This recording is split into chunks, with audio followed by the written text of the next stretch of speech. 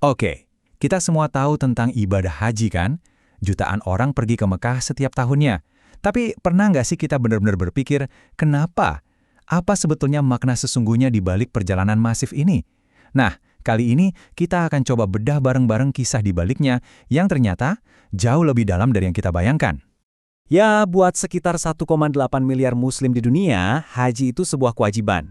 Tapi kalau cuma dibilang kewajiban, rasanya kok kurang cukup ya untuk menjelaskan kekuatan luar biasa yang bisa menarik jutaan orang dari seluruh penjuru dunia. Pasti ada sesuatu yang lebih kan? Nah, pertanyaan mengapanya inilah yang mau kita gali lebih dalam. Awalnya kita mungkin melihatnya begini, haji itu ya salah satu dari 5 rukun Islam, sama kayak sholat atau puasa, semacam checklist spiritual yang harus dicentang. Tapi ternyata kalau kita cuma berhenti di situ, kita bakal kelewatan inti cerita yang, wah, luar biasa banget. Jadi, untuk benar-benar ngerti kenapanya, kita harus mulai dari mana nih? Jawabannya ternyata bukan dari zaman sekarang. Kita harus kayak melakukan perjalanan waktu, mundur jauh ke belakang ribuan tahun sebelum era modern untuk menemukan akarnya. Dan disinilah letak kejutannya, fakta yang mungkin mengubah cara kita memandang semuanya. Ternyata, asal-usul haji itu jauh lebih tua dari Nabi Muhammad, sekitar 2.600 tahun lebih tua loh.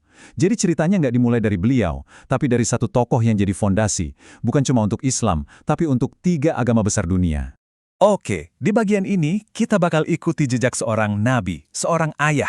Kalau dalam Islam kita kenal sebagai Nabi Ibrahim atau Abraham dalam tradisi lain. Bisa dibilang, dialah arsitek asli di balik perjalanan suci ini. Dan posisi Nabi Ibrahim ini sentral banget loh. Beliau itu dapat gelar Abul Anbiya yang artinya bapak para nabi. Kenapa? Karena dari akar ini, dari beliau, lahir banyak sekali nabi, termasuk Nabi Muhammad. Jadi, Nabi Ibrahim itu bukan cuma sekedar bagian dari cerita, dia adalah fondasinya. Ini nih yang bikin takjub. Coba deh kita perhatikan rukun Islam.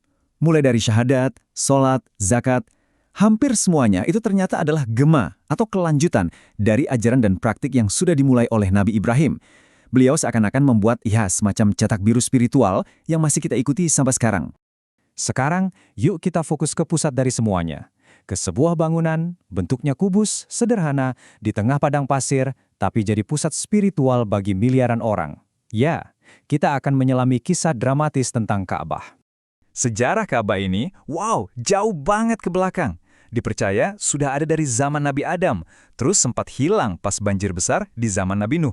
Sampai akhirnya, Tuhan memerintahkan Nabi Ibrahim dan putranya Ismail untuk membangunnya lagi.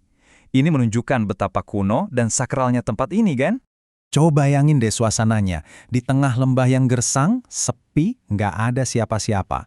Setelah selesai membangun Ka'bah, tugas yang berat banget itu, Nabi Ibrahim dapat perintah langsung dari Tuhan. Sebuah perintah yang gemanya ternyata masih terdengar sampai ribuan tahun kemudian. Dan inilah janji Tuhan buat beliau. Nabi Ibrahim pasti bingung kan? Gimana caranya suaraku bisa didengar semua orang dari tempat terpencil kayak gini? Tapi Tuhan bilang, tugasmu itu cuma manggil. Urusan mendatangkan mereka, itu urusanku. Wah, ini ujian keimanan yang luar biasa banget ya. Dan janji itu terbukti sampai detik ini. Oke, tadi kita udah napak tilas sejarahnya ya. Sekarang kita lompat jauh ke depan, ke zaman modern. Kita bakal pakai sebuah perumpamaan, sebuah analogi.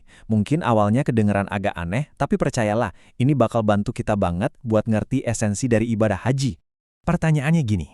Apa sih persamaannya antara ibadah haji yang udah ada sejak 4.000 tahun lalu dengan fanatisme fans bola zaman sekarang? Kok nggak nyambung? Sabar dulu. Jawabannya nanti bakal nunjukin sesuatu yang sebetulnya sangat manusiawi dan ada di dalam diri kita semua. Intinya itu sebetulnya cuma satu hal. Cinta. Keinginan buat melakukan perjalanan jauh, mengorbankan waktu dan tenaga demi sesuatu yang kita cintai, itu kan pengalaman yang universal banget. Semua orang merasakannya. Dan itu adalah bentuk pengabdian yang paling tulus, paling tinggi. Nah, coba lihat perbandingannya. Seorang fans bola sejati rela lo terbang jauh ke stadion tim kesayangannya. Buat apa? Cuma buat ngerasain atmosfernya, biar ngerasa lebih dekat. Itu kan semacam ziarah versi modern. Perasaan nyambung yang dalam banget itu, walau konteksnya beda ya, secara emosional mirip banget sama yang dicari para jamaah haji di Ka'bah. Intinya sama, mendekat ke sumber cinta dan pengabdian kita.